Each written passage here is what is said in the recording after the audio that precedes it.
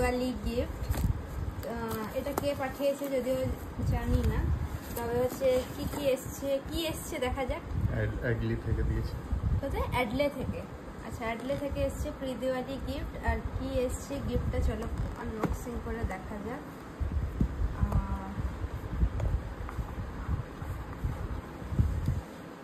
আচ্ছা, JBL এর একটা স্পিকার, যদিও এটা আমার নয়, এটা আমার হাজব্যান্ডের গিফট।